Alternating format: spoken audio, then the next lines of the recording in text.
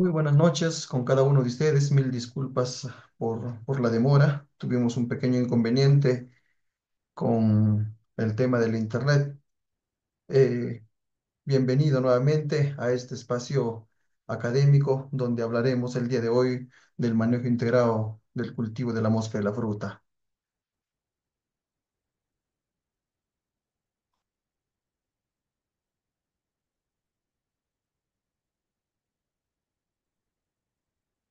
Bien, vamos a iniciar esta ponencia conceptualizando primero qué es la mosca de la fruta. La mosca de la fruta es un insecto muy dinámico, con poder extraordinario de adaptación al medio ambiente y es una de las plagas claves en la fruticultura. Es muy polífaga, pudiendo dañar chirimoyas, duraznos, albaricoques, plátanos, higos, manzana, peras, etcétera. A nivel mundial viene dañando pues más de 200 frutos y tiene la capacidad de multiplicarse rápidamente y se adaptan a climas fríos, templados, semitropicales, tropicales y desérticos. Hoy en día, la mosca de la fruta ya ha se ha adaptado a diversos climas a lo largo y ancho del Perú y no solamente el Perú, sino a nivel mundial a los diversos climas y microclimas. Cuando llegó al Perú, la primera mosca de la fruta se detectó en cítricos en 1956 en el departamento de Huánuco y hasta el año 1956 pues no existía en el Perú. Se fue diseminando en todos los valles hortifrutícolas del país, afectando la calidad de fruta. Es casi seguro que la plaga dicen que haya ingresado por Brasil en frutos silvestres y existe en casi todos los países tropicales y subtropicales, pero la forma como estas plagas migran de un lugar a otro es a través del comercio. Entonces, cuando uno ingresa alguna fruta o traslada de un lugar a otro, entonces va diseminándose, va contagiándose estos campos, ¿no? Con estas plagas. Imagínense que ustedes tengan una fruta X, una fruta cualquiera, y que esté infestada de larvas, entonces ya no lo consumen, lo tiran al campo, y allí es donde empieza pues a diseminarse este, esta plaga, ¿no? Este insecto plaga. Vamos a ver las principales variedades de mosca de la fruta en el país y las especies que causan más daño en la fruticultura. Y esto es que, como mencionábamos, en 1956 se registró por primera vez en el Perú el ingreso de esta mosca de la fruta de, que es la Ceratitis capitata y del género Anastrepa, es nativo del continente americano. Entonces aquí tenemos una diferencia entre la hembra y el macho en en ambos géneros, pero del género Anastrepa es l- la que tiene varias especies dañinas. Sin embargo, son cinco géneros los que tienen mayor presencia en el Perú.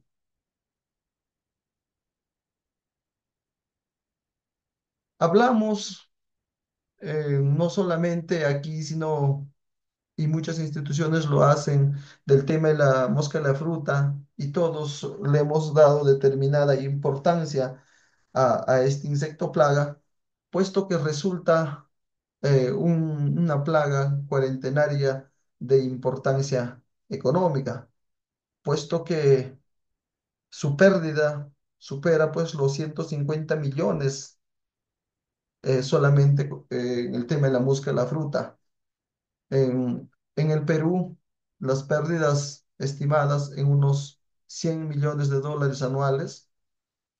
Las pérdidas en la producción hortofrutícola oscilan pues el 5 y el 30% según el grado de susceptibilidad del hospedante. Y estos valores tienden a incrementarse cuando las prácticas de control son inoportunas, son inadecuadas, eh, y no se hace un trabajo, un control integrado por parte de los productores. Además, esta plaga pues, limita las oportunidades para la comercialización a nivel de mercados internacionales. Las restricciones impuestas por los países eh, importadoras de diversos frutales en- ocasiona que difícilmente podemos ingresar o podemos exportar a esos países productos infestados con esta larva, con este insecto, y ocasiona sobrecostos por tratamientos post cosecha de manera inmensa, y y el inadecuado control privado también ocasiona que nuestras exportaciones realicen con alto riesgo de rechazo. Entonces, la reducción de, de las áreas hortofrutícolas por sobresaturación en el mercado interno es alto por la infestación de esta mosca de la fruta. En el Perú, pues, se registra la presencia más que todo del Ceratitis capitata y de 34 especies del género Anastrepa. Entonces, el 20% mm, de este daño se produce sobre todo en la chirimoya, mientras que entre el 5 y el 30% habíamos manifestado en cualquier otro cultivo. ¿Por qué el 20% significa de infestación en chirimoya? Puesto que este es la fruta más apetecible por la mosca de la fruta, ¿no? Y la fruta con menor porcentaje de infestación es la vid, o sea, sería el fruto más inapetecible para la mosca de la fruta. Eh, en otros cultivos se van a ir dando, pero la mosca de la fruta busca frutales con cáscaras livianas, suaves y con bastante pulpa, ¿no? Y esto es la característica de la chirimoya. Por eso es que hoy en día la mosca de la fruta afecta a casi a la mayoría de las frutales, también de las hortalizas, pero con mayor índice en la chirimoya. Y esto pues se ha propagado desde Tacna hasta Tumbes y la selva, siendo la selva pues el lugar eh, del territorio nacional donde de repente se ha hecho menor trabajo de vigilancia por parte de SENASA, ¿no? Entonces, estas son las justificaciones por las que vamos a perseguir a la mosca de la fruta, ya que significa una plaga cuarentenaria de importancia económica y que genera altos daños, um, y más de 150 millones de pérdida anualmente. ¿Qué especies de mosca de la fruta tenemos? Les decía que tenemos la ceratitis y la anastrepa. Dentro de la anastrepa, fratercus, fraterculus, vamos a tener otras especies. Y esto es, por ejemplo, la mosca del pacay, la mosca del lucmo, que son también los más perjudiciales, lo que generan mayor daño en los frutales. Entonces son cinco eh, especies de este género Anastrepa que ocasionan mayor daño en el tema hortofrutícola.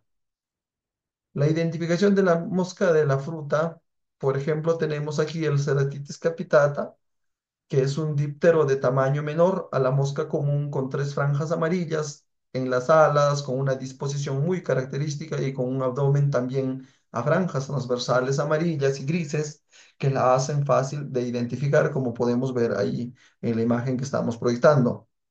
Ahora, ¿cómo identificamos a la Anastrefa fraterculus? Es de tamaño pequeño a mediano, con color marrón a amarillento, el tórax o el escutelo color amarillo brillante, con alas con bandas amarillas, naranja, marrón o bandas costal en forma de S. Entonces, esa es una de las características físicas como podemos identificar a estas dos géneros de mosca de la fruta. Aquí vamos a ver una lámina donde vamos a mostrar la biología y ecología de las moscas de la fruta, que en una próxima ponencia vamos a ver las características más a detalle sobre este género y estas especies. El primero nos indica que se dividen en especies univoltinas que habitan en regiones templadas, o sea, una generación al año, y multivoltinas que habitan en regiones tropicales, y estas son pues de varias generaciones al año. De igual manera, algunas especies en condiciones tropicales pueden completar hasta 12 generaciones al año, manteniendo niveles de población muy elevadas. Asimismo, a veces atacan simultáneamente tres o cuatro hospedantes si estos coinciden en su época de fructificación. Cuando las moscas de la fruta alcanzan la madurez sexual, entre el cuarto y quinto día después de la emergencia, están listas para la cópula. Y eso lo vamos a ver también en el ciclo biológico de esta mosca.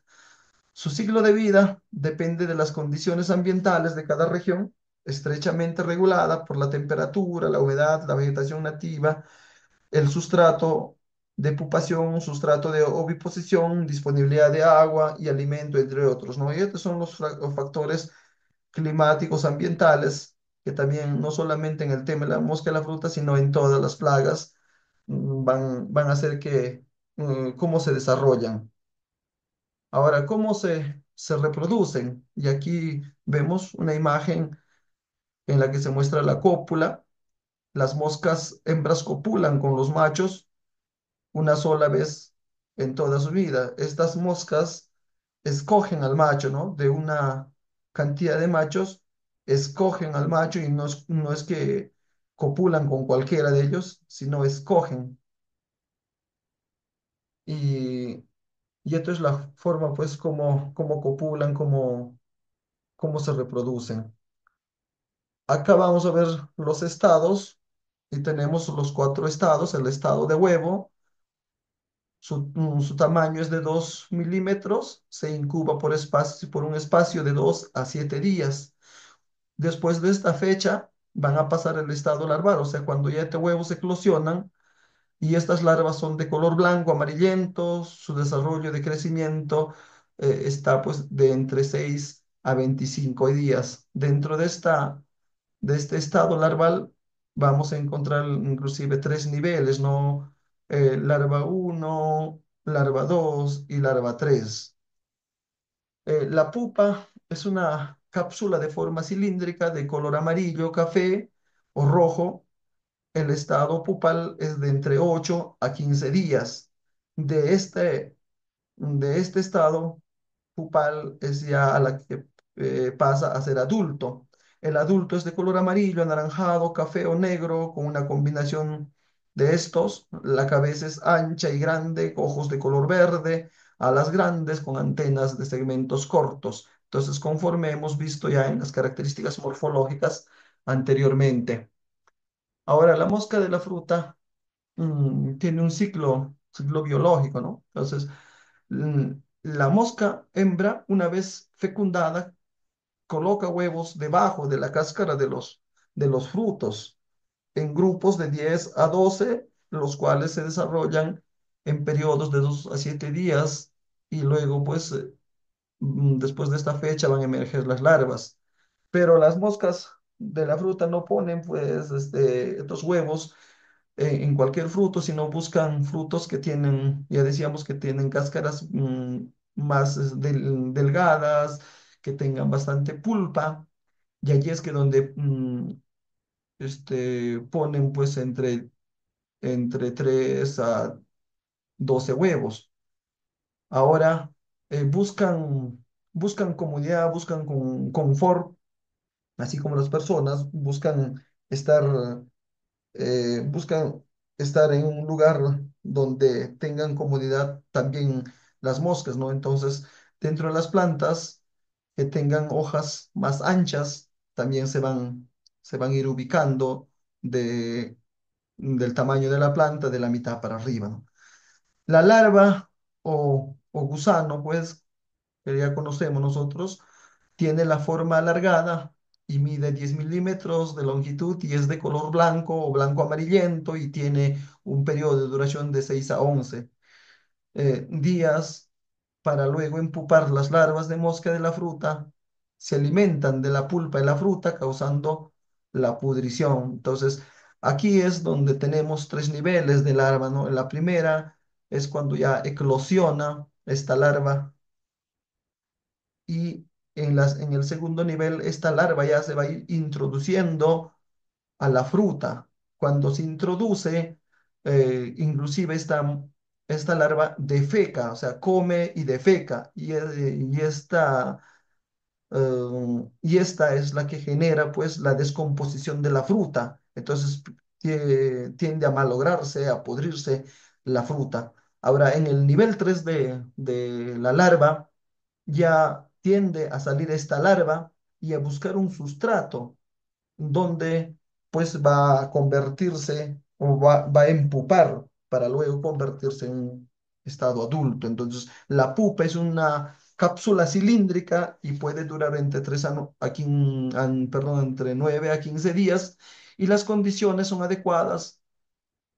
O sea, me refiero a temperatura y humedad y se puede prolongar por más tiempo si estas condiciones no son las óptimas, ¿no? Entonces, todo va a depender también de los factores ambientales, climáticos, para que esta pupa se convierta en adulto. Los adultos de la mosca de la fruta salen de la pupa en busca ya de agua y alimentos azucarados y alcanzan la madurez sexual entre 4 a 5 días después de emerger de la pupa. O sea, los machos se agrupan para atraer a las hembras. Para ellos requieren árboles con sombras y hojas anchas. La hembra observa al grupo de machos y escoge a uno con quien realizará el apareamiento y se multiplicará. Entonces no es con cualquiera, ¿no? Entonces las hembras son las más dañinas en el tema de la mosca de la fruta. La mosca de la fruta es una de las plagas que mayor pérdida económica ha ocasionado en la fruticultura y son más de 200 los tipos de de frutas que ataca a nivel mundial. Y el ciclo biológico, o sea, los resultados en el control de esta plaga dependerán del conocimiento de su ciclo biológico, el comportamiento y la identificación de los hospedantes. Entonces, para esto, pues para saber todo esto, se hace un control de vigilancia, ¿no? Una vigilancia que se hace a través de SENASA, que es el ente rector en este tema. Ahora, aquí también les presento otra lámina explicando lo mismo y vamos a rescatar que el 80% del daño que se genera es justo en la etapa de larva, o sea, la etapa de huevo y la etapa de larva. Este es, eh, este representa el 80% y aquí está el mayor daño. Ahora, cuando la etapa larval, perdón, de pupa representa solamente el 16% y este estado puede ser muy corto, normalmente es de 9 a 15 días, mm, y sin las condiciones adecuadas. Ahora, de la larva, perdón, de la pupa ya se da pues a la etapa de emergencia, ¿no? Y esta etapa emergencia es donde vamos a ver si son hembras o son machos. Y esto representa el 4% del daño sobre la fruta. Entonces, las hembras son más peligrosos porque ellos son los que van a poner los huevos, son los que causan mayor daño y van a poner pues entre 300 huevos, ¿no? Los huevecillos, acá vamos a ver una diferencia. Los huevecillos de color blanco cremoso, brillante, de forma elongada, eh, y ahusada en los extremos, similar a un plátano, ligeramente convexo en la parte dorsal, con cóncavo en la parte ventral. En la región anterior presenta un microcópilo de forma tuberculada y el corión se presenta liso, sin relieve. Su tamaño es menor de 2 milímetros y en algunos casos el corión se encuentra ornamentado. Entonces aquí estamos viendo la etapa larval, perdón, del huevecillo de la Ceratitis capitata o la mosca del níspero, ¿no? Y acá igual vamos a ver el fratérculos, el Ceratitis capitata, entonces el anastrepa distinta y la serpentina. Entonces mira, hay cuatro o tipos de huevecillos de cada una de estas especies y géneros. En la Ceratitis capitata, mira, hay una diferencia con con otras, ¿no? En los huevecillos de la Ceratitis capitata, o la mosca del durazno, eh, se puede ver acá microscópicamente cuál es la forma de de este huevecillo. Ahora, en el tema de la larva, cuando ya han eclosionado, ya es de color blanco, cremoso, amarillento y depende, pues, dependiente de la dieta digerida en el periodo, su cuerpo presenta 11 segmentos, o sea, la longitud de la larva varía de 3 a 15 milímetros y presenta forma mucidiforme, es decir, ensanchada en la parte caudal y va adelgazándose gradualmente hacia la cabeza. Entonces, esta parte es la cabeza, no es la cola, es la cabeza, ¿no? Ahora se considera primer estadio cuando eclosionan pues del huevo, presenta espiráculos posteriores con solo dos aberturas espiraculares, estando ausente los espiráculos anteriores. En el segundo estadio, vamos a ver, la larva ya se caracteriza por presentar ambos espiráculos anteriores y posteriores, o sea, con tres aberturas cada uno. Se diferencia del tercer estadio porque el gancho mandibular presenta un diente preapical extra, o sea, dientes de color café. Y en el tercer estadio ya esta larva se encuentra con todas sus partes bien desarrolladas y con espiráculos anteriores y posteriores y el gancho mandibular totalmente esclerosado, ¿no? Entonces, aquí estamos viendo el primer estadio y aquí ya está el segundo estadio y el tercer estadio, como podemos ver en la lámina. Ahora, las características genéricas se diferencian a nivel del tercer estadio recién. Puede ser por tamaño, la movilidad, la forma de la cabeza, la visibilidad del espiráculos anteriores, como hemos visto en la lámina anterior. Acá está, mira, ve, la forma de la cabeza, en forma triangular, en forma circular, ¿no? Y aquí de igual manera vamos a encontrar las diferencias con otras larvas de las diferentes especies, la anastrepa, la ceratitis, ¿no? Y aquí están. Ahora vamos a ver la morfología de la mosca de la fruta. Es una cápsula cilíndrica con 11 segmentos, ya lo habíamos dicho. Presentan forma de barril dependiendo de la alimentación que reciben, el estadio de larva, del nivel de desarrollo y la especie. Varía su color en diversas tonalidades entre las combinaciones del café rojo y amarillo. Su longitud es de 1,25 a 3,25 milímetros y se observan los espiráculos anteriores como en las larvas, solo que unos son más oscuros. Entonces aquí vamos a ver la diferencia. Acá podemos ver en el caso de la anastrepa, en el caso eh, de las otras variedades de géneros, perdón, especies, y la ceratitis capitata, mira, ve más chiquito. Entonces se diferencian en esta etapa pupal también.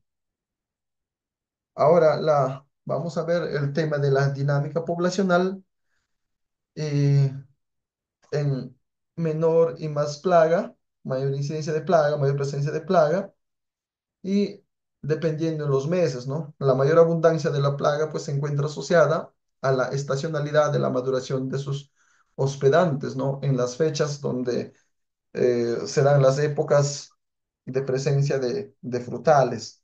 Entonces, esto en mayor incidencia es entre los meses de abril a mayo, y mientras que en enero, febrero, pues es menor, ¿no? La incidencia.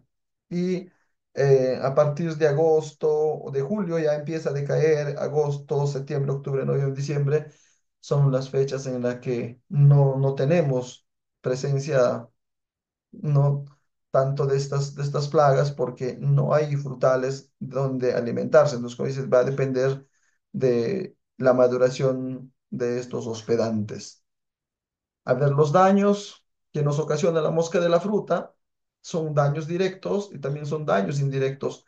Y los daños directos son aquellos pues que mediante la oposición de las hembras al depositar sus huevecillos en los frutos y al fruto, ocasionando pues las larvas al alimentarse de la pulpa, genera la caída de frutos infestados y a través de estos la entrada de patógenas a estos frutos afectados. Entonces, estos son los daños directos, mientras que los daños indirectos eh, es pues la pérdida del valor comercial de nuestros frutos afectados, los gastos en la aplicación de productos de control, al igual que los daños ambientales, la disminución del rendimiento y la producción, la restricción al comercio internacional por constituir plagas cuarentenarias. Entonces, estos son los daños indirectos que nos ocasionan esta mosca de la fruta.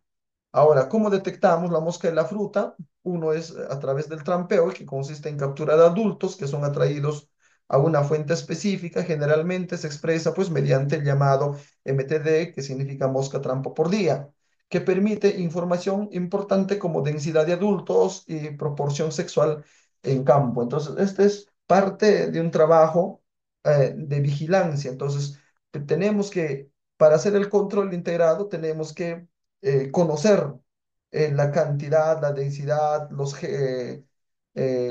géneros, etcétera, para ver qué tipo de control vamos a aplicar y en qué momento. No todos los controles son en todos los estadios de esta plaga.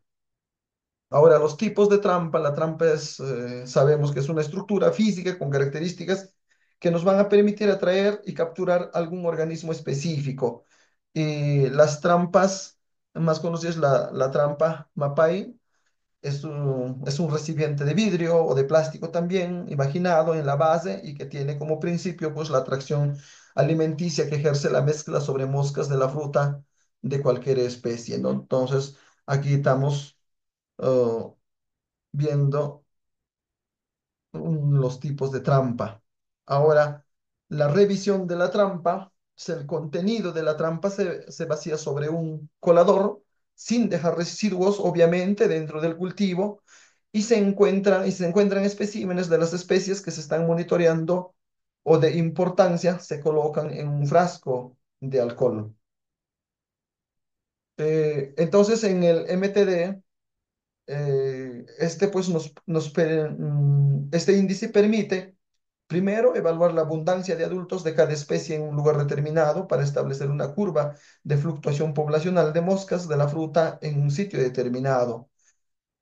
Es decir, ¿no? No en todas las regiones tenemos el mismo porcentaje de moscas, en otros es más, en otros es menos, entonces esto nos va a permitir tener este índice, este dato, comparar la abundancia de moscas de la fruta en diferentes zonas y los factores naturales o artificiales involucrados para determinar la época de aplicación de medidas de control, monitorear el efecto de las mismas, cómo hemos reducido o sigue lo mismo o se ha incrementado. Entonces, el MTD nos va a permitir este índice. Ahora, el índice de infestación se detalla a continuación a través em, de este ejercicio simple y donde el MTD significa pues moscas por trampa por día, habíamos dicho, y el número de moscas capturados, machos y hembras, ¿no? Sobre el número de trampas revisadas, de donde produce el dato anterior, y el número, ¿no?, de días de exposición de las trampas en el sitio. Solamente se hace pues por 7 días. Cada 7 días hay que ir revisando, hay que ir analizando y hay que ir eh, registrando estos datos para tener una estadística clara. Ejemplo, en un huerto, si en un huerto existen 5 trampas, MAPAE, si la captura fue de 20 moscas a los 7 días de la revisión, tenemos, ¿no?, este resultado que es de 0,57, es el valor de este resultado, es el porcentaje de infestación de la mosca en la fruta. Ahora, el muestreo de frutos nos permite, y esto consiste en la colecta y posterior disección de frutos que presentan síntomas típicos del daño causado por moscas de la fruta, preferiblemente del árbol. Con esto pues se obtiene el nivel de infestación expresando como larvas por fruto por kilogramo y que permite conocer el daño directo que la plaga está ocasionando, además de ser un indicador de la densidad total de adultos para ver cuál es el umbral de nuestro daño que está generando, ¿no?, esta mosca. Ahora, el porcentaje de infestación se calcula dividiendo el número total de frutas infestadas entre el número total de frutas de la muestra y multiplicado por 100. Entonces, estos son las formas como, como vamos a calcular el porcentaje de infestación. Aquí les estoy mostrando cómo, cómo daña esta mosca de la fruta, por ejemplo, en el níspero de hueso. Mira, ve cómo ingresa y cómo, ¿no? Entonces empezó estas larvas a adentrarse y genera ya una descomposición de la fruta, como ya estamos viendo aquí, ¿no? Entonces habíamos dicho, por las mismas excretas que generan estas moscas, se genera pues la descomposición también de la fruta. De igual manera, tenemos en la naranja agria, tenemos en la pera, eh, tenemos en la manzana de agua, en todas las variedades de manzana. Entonces, se da la infestación de esta mosca. No es en algunos frutales nomás, inclusive es en hortalizas, ¿no? Entonces, aquí vemos cómo genera este daño en la chirimoya, sobre todo, que es la más apetecible por la mezcla de la fruta. Muy bien, vamos a ver entonces rápidamente el control integrado de la mosca de la fruta. Y vamos a iniciar definiendo qué es el control integrado, ¿no? Este manejo puede definirse como la integración armónica, racional de diferentes métodos de control compatibles con el manejo integrado de la plaga y que involucra la combinación y complementación de técnicas de control en el espacio y en el tiempo. Tiene como objetivo reducir sustancialmente la aplicación de una sola medida de control nociva al hombre y al medio ambiente. Entonces, a través de este manejo integrado de plagas, vamos a controlar a esta plaga y, y vamos a saber en qué momento hacerlo.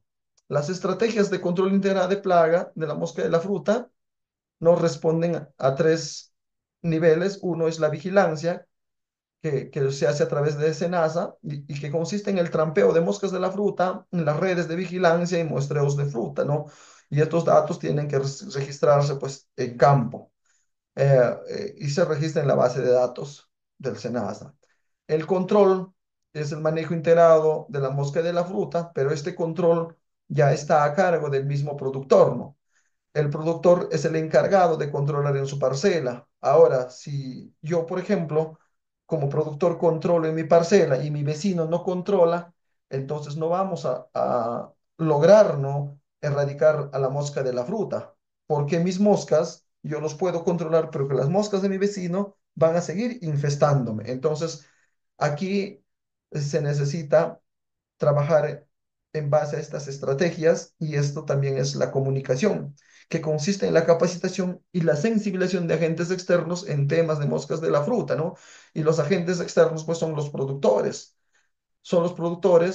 a las que pues se les va a capacitar y sobre todo sensibilizar para que nos ayuden a erradicar esta plaga de importancia económica. Entonces, bajo estos tres niveles se tiene que trabajar para lograr erradicar la mosca de la fruta haciendo uso del manejo integrado de plagas. Aquí vemos el control cultural y mecánico. ¿Y en qué consiste el control cultural?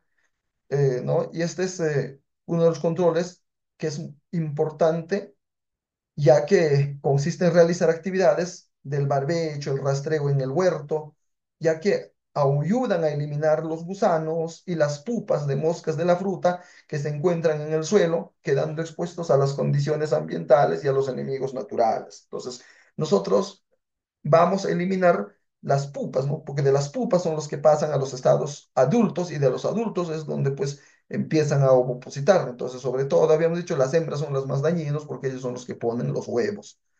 Entonces, ese es el control cultural que es muy importante y hacer en la etapa pupal, ¿no? Ahora, el control mecánico consiste ya en la recolección y destrucción de estos frutos en áreas donde el muestreo reporta la presencia de huevecillos, larvas, pupas de la plaga. Este control puede reducir hasta un 60% o más de la población de la mosca de la fruta. Imaginen, 60%. Entonces, el control mecánico es uno de los controles más eficientes. Eh, el recojo de frutos caídos eh, y enterrarlos junto con el control cultural van a representar el 80%. El recojo de frutos caídos implica, por ejemplo, el 80% ya del trabajo que se está haciendo para eliminar esta plaga. Vamos a tener igualito el periodo de campo limpio, ¿no? Donde se está, mire, como ven en la lámina, se está recogiendo los frutos, se está enterrando a a estas frutas caídas, infestadas, y se entierra pues de 50 a 60 centímetros mínimo de profundidad, ¿no? De 50 a 60 centímetros.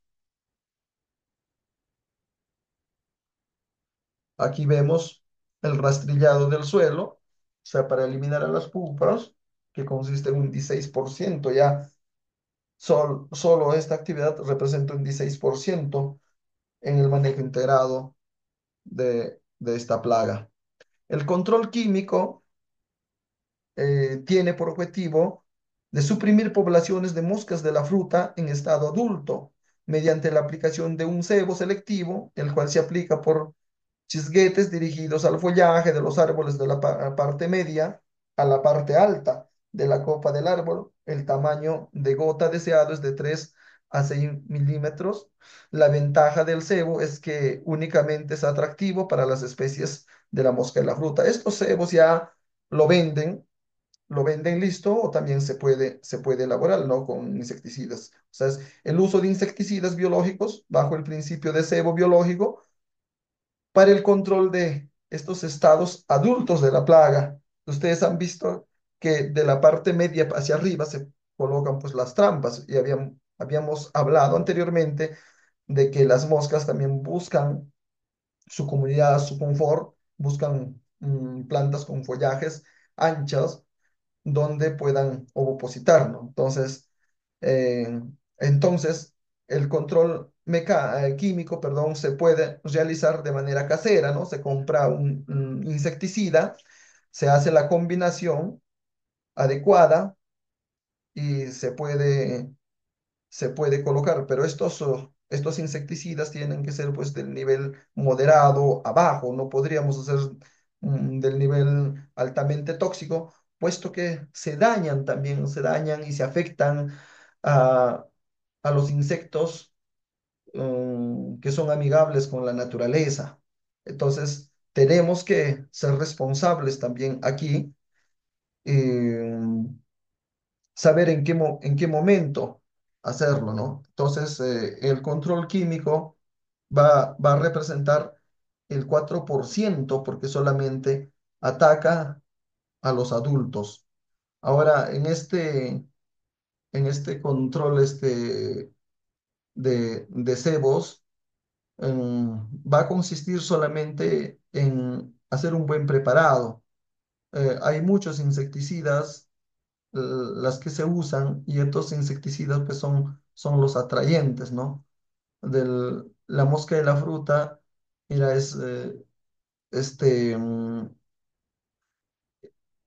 va a estas trampas hecho a base de cebo porque van a tener un olor a esa fruta, entonces se sienten atraídos, inclusive estos se pueden preparar, se pueden colocar estas trampas en los meses donde no hay presencia de producción de frutas, ¿no?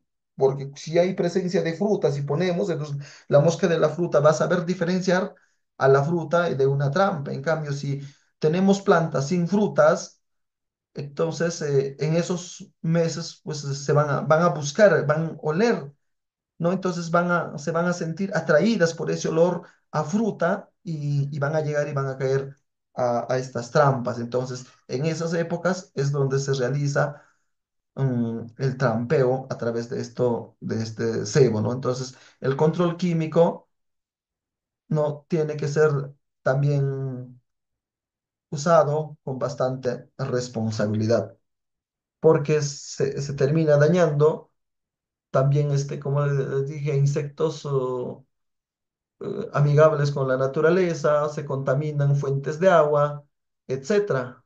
Hay, hay cebos, por ejemplo, insecticidas que se pueden utilizar solamente a través